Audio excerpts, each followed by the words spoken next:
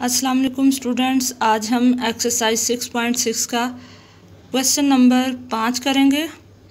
कालबों को यकदर्जी मसावातों की सूरत में लिखें। पहला जुज़ है, इसमें हमें 3 कालब दिए गए हैं और इसको हमने यकदर्जी मसावात की सूरत में लिखना है। इसके लिए हम पहले 2 कालबों को आपस में ज़रब देंगे। कालबों की ज़रब जो है वो आप पहले सीख चुके हैं। कितार को कालम से ज़रब देंगे। 2 ज़रब x जमा -1 ज़रब y, 5 ज़रब x जमा 2 ज़रब y बराबर ये कालम आ गया। फिर इनको 2 ज़रब दी, 2x minus plus minus y एक बार y, 5x जमा 2y बराबर ये वाला कालम आ गया नीचे।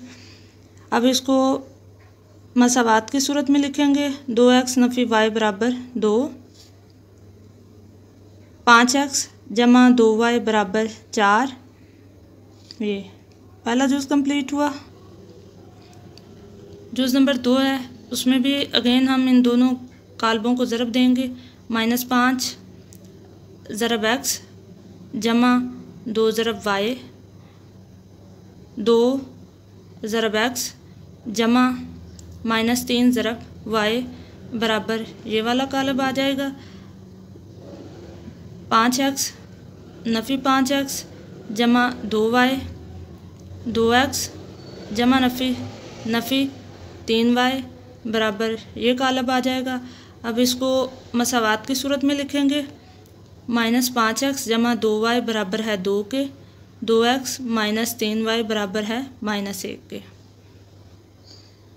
तीसरा जुज़ है, इसमें हम करेंगे -4 ज़रब x जमा 1 ज़रब y, 5 ज़रब x जमा 4 ज़रब y बराबर में ये कालब आया।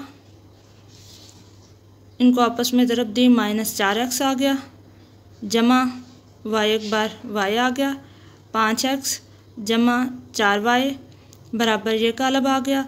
अब इसको मसावात की सूरत में लिखेंगे। -4x जमा y बराबर है 1 के, 5x जमा 4y बराबर है -1 के। जुज़ नंबर 3 कंप्लीट हुआ। जुज़ नंबर 4 है, इन दोनों को आपस में ज़रब दी। ज़रब देने के बाद हमारे पास ये कालब आया।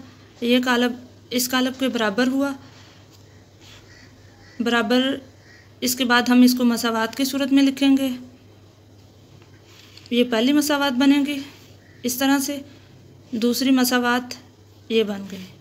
इसके साथ ही हमारा क्वेश्चन नंबर 5 कंप्लीट हुआ और एक्सरसाइज 6.6 कंप्लीट हुई। और आज हमारा अल्हम्दुलिल्लाह चैप्टर जो है 6 चैप्टर जो है वो भी कंप्लीट हुआ। उम्मीद करती हूँ कि आपको अच्छे से समझ आई होगी। अल्लाह हाफिज़।